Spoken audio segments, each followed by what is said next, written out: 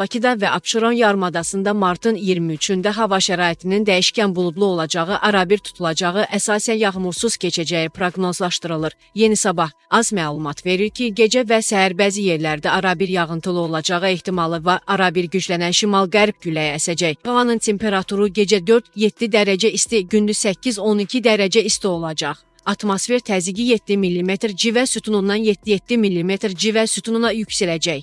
Nisbi rütubət 7-8% olacaq.